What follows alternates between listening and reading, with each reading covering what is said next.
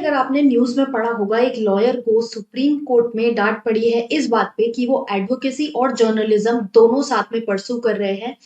अब हमें ये पता है कि हम बार काउंसिल ऑफ इंडिया रूल से गवर्न है और इस केस में बार काउंसिल ऑफ इंडिया को बोला गया है to examine whether it amounts to professional misconduct. तो ऐसे कुछ रूल्स हैं जो हमें अप्लाई होते हैं बीइंग एन एडवोकेट, जो हमें फॉलो करने हैं। वो रूल्स क्या हैं, आज की इस वीडियो में हम डिस्कस करने वाले हैं, specially relating to employment. Hi guys, I am Ayushi, your mentor for law based examinations and welcome to law digest. अब एज एन एडवोकेट अगर आप फंक्शन कर रहे हो, एडवोकेट मतलब somebody जिसने बार काउंसिल ऑफ इंडिया अपनी स्टेट बार के साथ एनरोलमेंट करा लिया है और कोर्ट में आप फुल टाइम प्रैक्टिस कर रहे हो। So you are govern by BCI rules. अभी हमने कुछ टाइम पहले लीगल एजुकेशन के रिस्पेक्ट में रूल्स देखे थे, जहां पर ये देखना बहुत जरूरी है हमारे लिए कि जिस कॉलेज से हम पढ़ रहे हैं वो Bar Council of India recognise है कि नहीं, because BCI become active in that regard. अब बात करते हैं प्रैक्टिसिंग एडवोकेट्स की। तो पुराना लॉ है जो चलता आ रहा है, standards of professional conduct and etiquette. तो इसके अंदर कुछ रूल्स हैं, काफी सारे रूल्स हैं। जो स्पेसिफिक रूल आज की इस वीडियो में हम बात करने वाले हैं वो है रिस्ट्रिक्शंस ऑन अदर एम्प्लॉयमेंट्स। तो ये जो रिस्ट्रिक्शंस हैं ये रूल नंबर 47 से 52 के अंडर दी हुई हैं and we are guided by that. So before practising as an advocate, या फिर आप प्रैक्टिस कर रहे हो एज एन एडवोकेट, ये चीजें आपको ध्यान में रखनी है। इन एम्प्लॉयमेंट्स में आप नहीं घुस सकते हो अगर आप एडवोकेट हो, प्रैक्टिसिंग फुल टाइम एडवोकेट हो। पहली बात, सबसे पहले रिस्ट्रिक्शन इस बात पे है कि आप कोई फुल टाइम बिजनेस नहीं कर सकते हो, और अगर आप किसी बिजनेस में पार्ट लेते हो then you can act as a sleeping partner, but आप डे टू डे एक्टिविटीज में किसी बिजनेस के इन्वॉल्व नहीं हो सकते हो।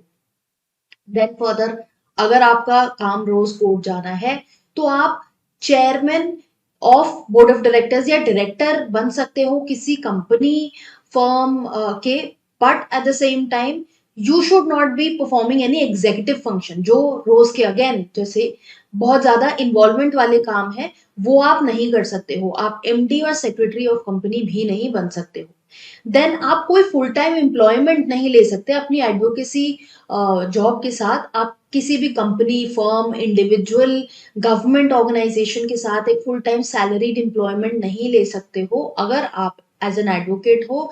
आपको बार काउंसिल ऑफ इंडिया को उस चीज को इन्फॉर्म करना पड़ेगा। अगर आप ऐसा लेते हो तो आपको फिर एक प्रोफेशन चूज करना पड़ेगा कि या तो आपको एडवोकेसी छोड़नी पड़ेगी या आपको वो प्रोफेशन जो भी आपने नया एम्प्लॉयमेंट लिया है वो छोड़ना पड़ेगा। तो ये चीज आपको ध्यान में रखनी है। फर्दर, ऐसे बहुत से लोग होते हैं जिनका अपना फैमिली बिजनेस चलता आ रहा है बट वो अपनी लीगल प्रैक्टिस कर रहे हैं। अब मान लीजिए वो फैमिली बिजनेस को चलाने वाला कोई नहीं है, वो बिजनेस अब आपको इनहेरिटेंस में मिल गया है। तो अब या तो आप वो फैमिली बिजनेस करोगे या फिर आप एडवोकेसी करोगे। और आप ऐसा भी कर सकते हो, फैमिली बिजनेस जो चल रहा है वो और लोग संभाल रहे हैं, आप बस उसके एक हिस्सेदार हो। आप एक इनहेरिटेड, आपको वो इनहेरिटेंस में मिला है business, but you can not get involve again. The main idea here is, आप देखोगे कि डे टू डे एक्टिविटीज में आप कहीं और इन्वॉल्व नहीं हो सकते हो, बिकॉज कोर्ट का ऐसा कहना है एंड लॉ में ये चीज बोली गई है कि जब आप एक एडवोकेट हो आपके ऊपर बहुत सारी रिस्पॉन्सिबिलिटीज है, मॉरल रिस्पॉन्सिबिलिटी भी है। Day to day advocacy job ऐसा है कि आपको जो भी आप केस से डील कर रहे हो उसमें बहुत ज्यादा इन्वॉल्व होने की जरूरत है। तो अगर आप अपनी अटेंशन कहीं डिवाइड करोगे, दूसरे काम को दोगे, then you are not being fair to your clients. इसीलिए इस चीज पे रिस्ट्रिक्शन है इन द एडवोकेसी। अब जैसे बहुत सारे रिस्ट्रिक्शंस जो ऑलरेडी दिए हुए हैं इसके अंदर, एक रिस्ट्रिक्शन आता है कि आप अपनी एडवर्टाइजिंग नहीं कर सकते हो। अगर आप लॉयर हो, इसको एक नोबल प्रोफेशन माना जाता है, तो जो भी लॉ फर्म्स होती हैं उनकी वेबसाइट पे आप देखोगे एक स्टार्टिंग में डिस्क्लेमर आता है कि ये बस वेबसाइट इंफॉर्मेशन पर्पस के लिए और वो एडवर्टाइज नहीं कर रहे। रिसेंट पास्ट में भी आपने देखा होगा कि court had pulled up these portal जैसे सुलेखा, जस्ट डायल वगैरह, जिन्होंने एडवोकेट्स की डायरेक्टरी मेंटेन करी हुई है, उनकी रेटिंग्स दी हुई हैं, उनको भी इस बात पे डांट पड़ी थी, बिकॉज एडवोकेसी एक अगेन नोबल प्रोफेशन माना जाता है और वहां पर ये चीजें सब अलाउड नहीं है।